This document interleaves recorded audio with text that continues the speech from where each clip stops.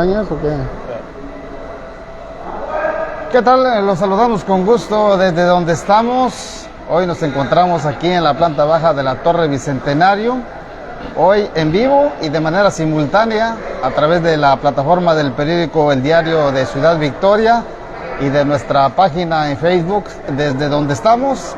Les saludamos con gusto, compañero Arnoldo García y el profesor Armando Castillo, hoy para abordar temas de relevancia, temas de importancia, de cómo es la política realmente y otros casos, otras cuestiones que tienen que ver con el COVID-19. Hoy nos llama la atención precisamente la decisión que toma el senador suplente Alejandro Rojas Díaz Durán, quien finalmente recula y dice que sí va a apoyar a Américo Villarreal Anaya. Hoy estaremos platicando de esa serie de rumores y especulaciones que han surgido a raíz de un posible empapelamiento contra alcaldes emanados de Movimiento de Regeneración Nacional. Hablaremos también del tema del tandeo del agua aquí en la capital del estado. Solución parcial, solución a medias o realmente una solución a esta problemática que enfrenta la ciudad. Y un tema que nos empieza a preocupar, no sé si a las autoridades de salud, pero al menos a nosotros sí, que tiene que ver con este incremento de los casos de COVID-19. Arnoldo, profesor Armando Castillo, entremos de lleno al análisis de este tema. ¿Qué le pasa a Alejandro Rojas Díaz Durán? Ahora resulta que sí va a apoyar a Américo Villarreal después de toda la serie que le iban a cambiar, que quería que otro candidato y que era espurio, lo llamó hasta espurio al senador Américo Villarreal. ¿Qué representa Alejandro Rojas Díaz Durán en Tamaulipas? Salvo que se dice que su abuela era de Tampico, sí, muy respetable la señora, él reclama un derecho de sangre porque su abuela, ni él, es nacido en Tampico, él no es nacido en Tamaulipas, y nada más porque un familiar de él, un ancestro de él, nació en Tamaulipas, vivió en Tamaulipas, reclamaba derecho de sangre para ser candidato y ser el gobernador. Caray. Debo ser candidato. ¿Qué capital político tiene Alejandro Rojas Díaz Durán que ofrecerle a Américo? ¿Cuántos votos le puede dar? Bueno, compañeros, bien se dice que hay sumas que restan. Así es. Este es uno de esos casos, ¿no? No me ayudes, compadre. Este senador suplente que ni siquiera tiene credencial de elector de Tamaulipas, ni siquiera va a votar en el estado. ¿Qué representa para Américo? Es dormir con el enemigo en casa. Seguramente Rojas Díaz Durán, como ha venido dando bandazos, primero era morenista, después se pasó a apoyar al Partido Acción Nacional, aprovechó parte de su historia política en el estado para arremeter en contra del gobernador, llamándolo goberladrón. Ahora arrepentido, yo no sé cómo pues dio luz a ese arrepentimiento, se pasa a las filas de Morena. Y yo sigo insistiendo, compañeros, hay sumas que restan y este es uno de los casos de Rojas Díaz Durán. Así es, y bueno, como lo menciona Jorge, pues que realmente qué apoyo le puede dar a Américo Villarreal. ¿Qué le aporta? Nada. ¿Qué le puede aportar? Pues absolutamente nada. Lo único que le va a generar son más conflictos al interior de esta candidatura, al interior del Movimiento de Regeneración Nacional, que habrá que decir después de todo lo que desproticó y dijo y trajo y hasta el cansancio, se quejó de Morena, se cansó de Américo, se cansó del proceso interno, le pegó a todo mundo y finalmente, lo que son las cosas, lo que es la política, finalmente ahora dice que sí va a apoyar a Américo Villarreal Anaya. Así es la política. Ahora sí, como él no es ni un voto, porque como dice Armando, no tiene credencial de elector de Tamaulipas, ni en Tamaulipas va a votar, entonces ni es ni un voto. ¿Sí? Ahora que, como decía el meme Garza González, en política lo interesante no es el candidato ni la campaña, sino la cargada. Y esta es una cargada, que bueno, no es cargada porque no oferta nada, no ofrece nada, Alejandro Rojas Díaz Durán. Sí, definitivamente que lejos de hacerle un beneficio, le va a dañar en lo que resta de la campaña de Américo Villarreal Anaya, porque pues es un morenista nocivo, rijoso, conflictivo, problemático y demás calificativos que poco o nada, insisto, le va a ayudar a Américo Villarreal Anaya en esta campaña o en lo que resta de la campaña de aquí a la elección del domingo 5 de junio. Una carga muy pesada para su propietario, Ricardo Monreal. Exactamente. Oiga, no, pues fíjense ustedes, hasta la piel se me puso de gallina con esta embestida que acaba de dar mi compañero Alfredo Guevara, pero no dijo más que la puritita verdad.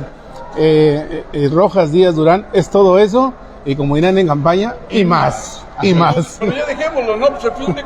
Y no es nada. Ya le estamos dedicando mucho espacio a este sujeto. Mejor hablemos, antes de entrar a los otros temas, a los preparativos del debate.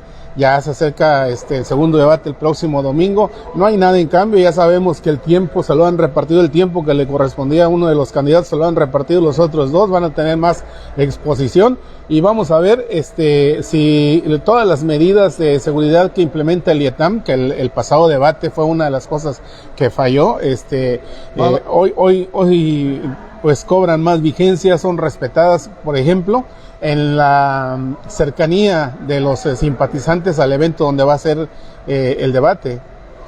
Más que nada, otra cosa, que el moderador siga el reglamento, que siga el orden, y un aspecto que ahora, como lo va a participar Américo Villarreal Anaya, el tiempo que le correspondía a Américo Villarreal Anaya se va a distribuir entre Arturo Díaz Gutiérrez y César Verástegui, con lo cual dispondrán de más tiempo para hacer sus exposiciones. Así es, y déjame decirles que no va a haber podium, a diferencia del primer debate, que sí hubo podium.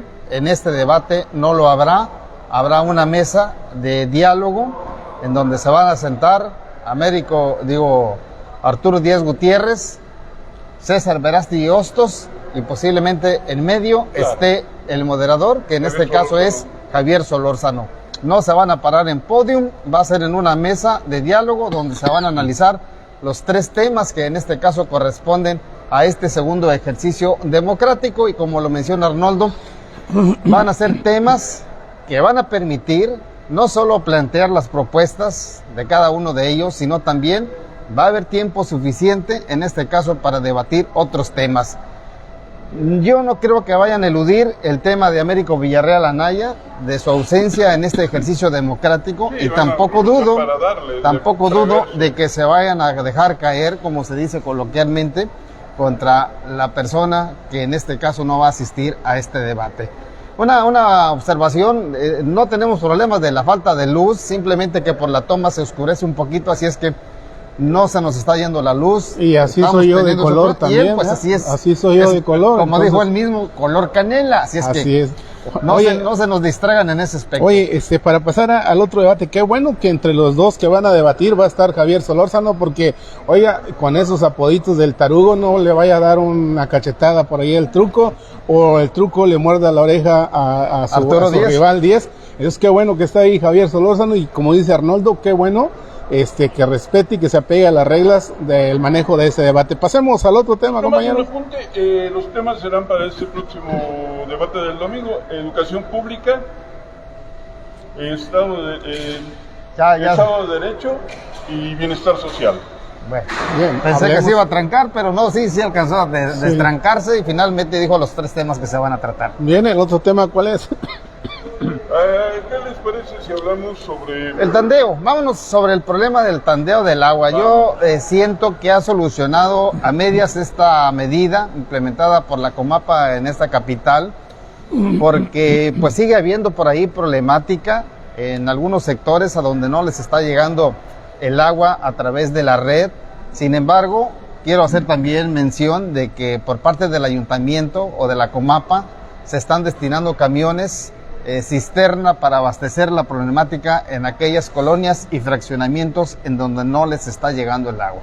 Es un problema que se tiene aquí en la capital del estado, es un problema en el que tenemos que acostumbrarnos a convivir con él de alguna forma, al menos mientras no se registren precipitaciones pluviales importantes que vengan a rellenar prácticamente los mantos acuíferos, que vengan a recargar los manantiales, y de esa forma se normalice el abasto de agua aquí en la capital del estado. A ver, una punta, me comentaban gente de la misma Comapa, de administraciones anteriores, que la presa ha llegado a estar al 10% y abajo del 10%, y no ha habido problema de abasto. El problema está en que el acueducto, la línea del acueducto es ya insuficiente para la demanda, se necesita otra línea. La capacidad de la planta potabilizadora también es insuficiente. O sea, agua sí hay, lo que se necesita es otra tubería. Ahora, también es cierto, han bajado los niveles y en la Bocatumba están tomando aguas lodosas porque ya el nivel es bajo, se encuentra solvado ahí y el proceso de tener que sedimentar los lodos lo hace más lento el proceso de potabilización. Sí, pero acuérdate también de que no todos los usuarios de la capital del estado dependen precisamente de la presa Vicente Guerrero. Hay quienes dependen del manantial de la Peñita, del tanque agotado. Cofrades, de los pozos de la zona norte, entre otras tomas, que es de donde se abastece precisamente a los otros sectores a donde no les llega el agua del acueducto. Sí se requiere la segunda línea, sí se requiere, pero también se requiere de agua. Están muy abatidos también, la Peñita está Sí, muy sí, sí. abatida, la zona norte. A eso me refería yo, de que se necesita que llueva precisamente para que los mantos acuíferos se recarguen, para que estos pozos de donde se extrae el agua, pues nuevamente tengan buen nivel de extracción y permitan contribuir, en este caso, al abasto que se está haciendo en estas colonias y sectores que no les llega el agua a través de la red, y menos por el acueducto de la presa Vicente Guerrero. Yo agregaría a todo esto la obra del acuaférico, que prácticamente nada más vino a representar el entierro de un tubo por todo el libramiento Naciones Unidas. Es decir, tenemos acuaférico, pero no tenemos agua. Entonces, este es el grave problema que ha venido acarreando o que ha venido sufriendo nuestra capital desde hace muchos años. Obras que prácticamente se hicieron adelantadas porque primero hubiese sido la construcción de otro cuerpo del acueducto antes de pensar en construir un acuaférico para distribuir agua que no tenemos. Entonces, mientras que ahí está el tubo enterrado a lo largo del libramiento Naciones Unidas, pues prácticamente está vacío, lleno de aire, y pues uno de sus objetivos era hacer una distribución más uniforme del agua, sobre todo en colonias ubicadas en la parte alta de nuestra capital. Y pues, ¿cómo va a repartir agua si no hay líquido?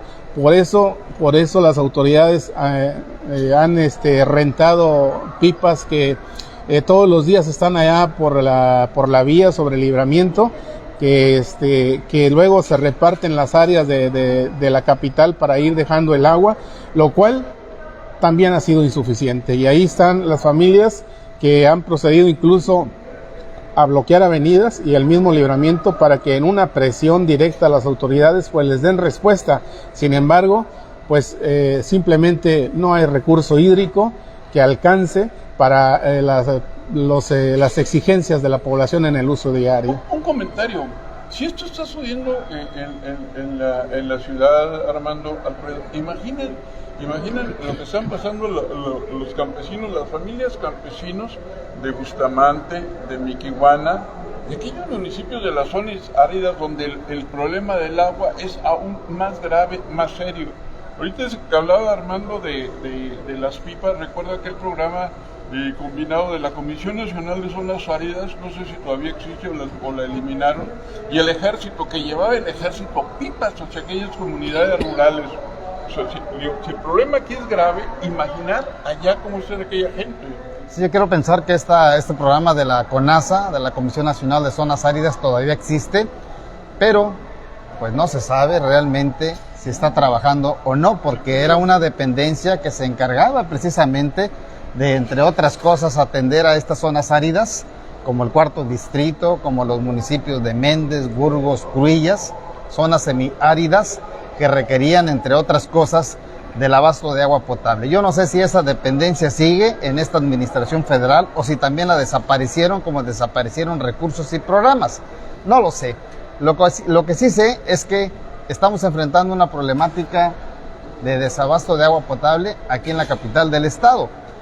Hay agua, sí hay agua suficiente en la presa Vicente Guerrero, como lo menciona el profe, llegamos a tener niveles del 16, del 10%, y todavía nos decían en aquellos años, no hace mucho, ¿verdad? No hace mucho, en aquellos años nos decían de que había agua suficiente para abastecer cierta cantidad de años sin que lloviera, de tal manera que hay agua, y a lo mejor lo que dice Arnoldo tiene razón, se necesita ya meterle mano a una segunda línea del acueducto de la presa Vicente Guerrero, la capital del estado, porque ahí hay agua en la presa.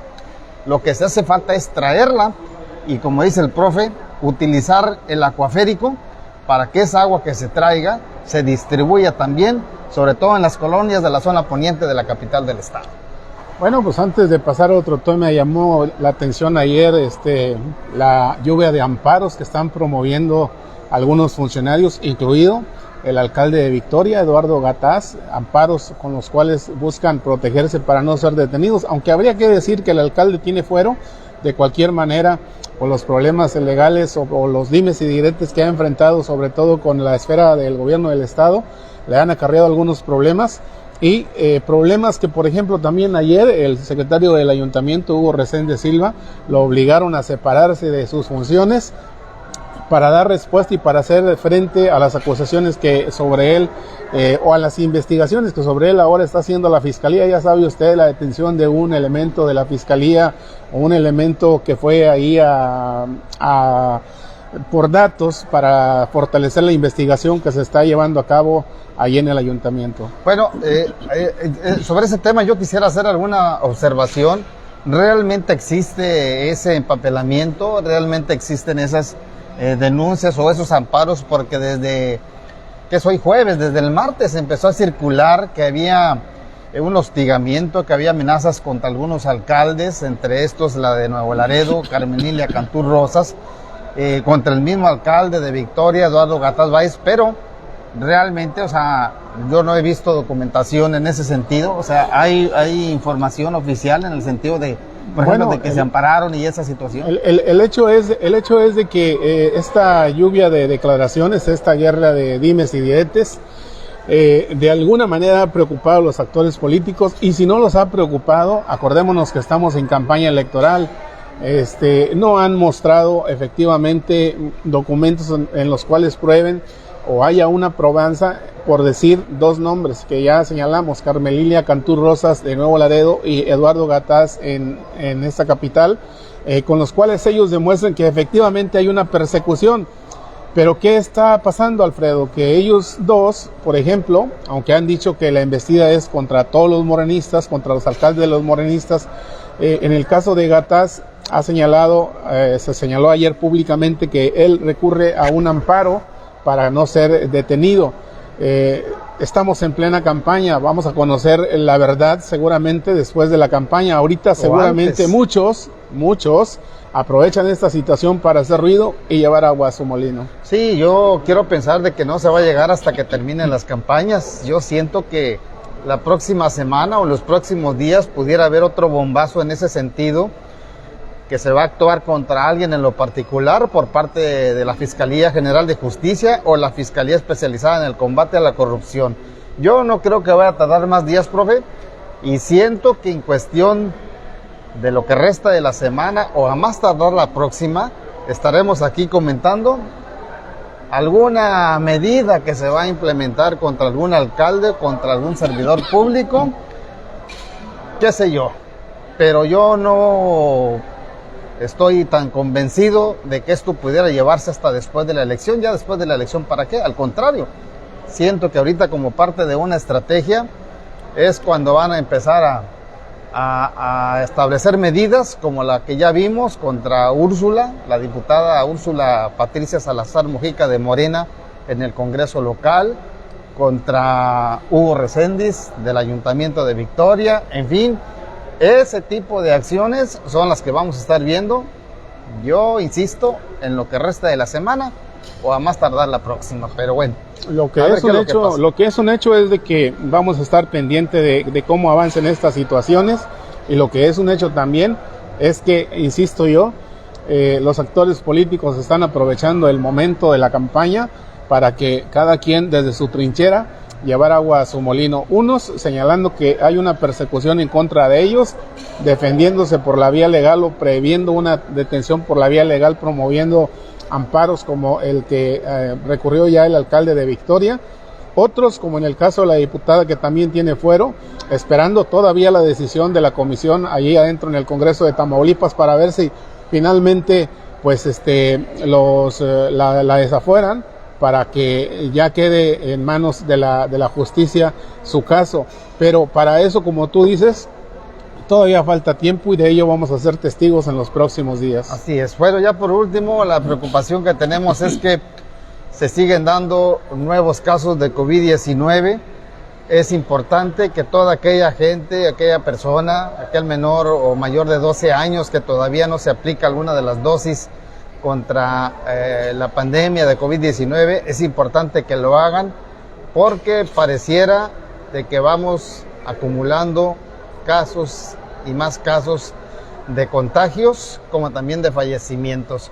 Ojalá y la gente que no ha recibido ni la primera dosis, la que está pendiente de la segunda o de la tercera, acuda a los diferentes módulos que se están instalando en algunos lugares aquí en la capital del estado como en otros municipios, y reciba este biológico, porque insisto, de no tomar estas medidas, de no hacer caso a las recomendaciones de las autoridades de salud, pues estaremos iniciando prácticamente otra ola de COVID-19. Es muy importante que los menores se vayan a vacunar, los de 12 a 14 años de edad, hasta 15, porque una de las cosas que se ha venido observando en este surgimiento de la hepatitis de Alfredo Armando es el hecho de que se trata de niños menores de 8 años, de los que se supone hay estudios o al menos hay un indicador. Esos niños no estaban vacunados. Su entorno, sus hermanos, sus papás, sus abuelos, sí recibieron casos de COVID. A lo mejor ellos pudieron haber estado contagiados de COVID, fueron asintomáticos y tienen secuelas, y una de esas puede ser. Por eso, hasta ahora no está confirmado, pero hay estudios en ese sentido que están haciendo las autoridades sanitarias y que hay mucha coincidencia en ese sentido, y bueno, por eso es importante, váyase a vacunar, vayamos o lleve a los menores, a los mayores de 12 años, de 12 y los que están pendientes de la primera, pues con mayor razón. Los que les falta la segunda o la tercera, pues hombre, ya no lo piensen, porque de otra manera este cubrebocas no lo podemos quitar en espacios cerrados, aunque ahorita se nos permitan espacios libres. Ellos pues no los usan porque se creen muy inmunes, pero bueno, no, es que para poder cada quien. Mejor, para escucharnos mejor. 22 casos de contagio nuevo reportó ayer la Secretaría de Salud. Llegado abajo de 10. Sí, y casi a tener un solo caso en un día, un solo caso en todo el estado. Y casi llegamos a la frontera de los 150,000 contagios en todo lo que va de la pandemia. Entonces, no hay que echar en saco roto lo que dijo aquí el compañero. Hay que vacunarnos, hay que seguir las indicaciones de salud.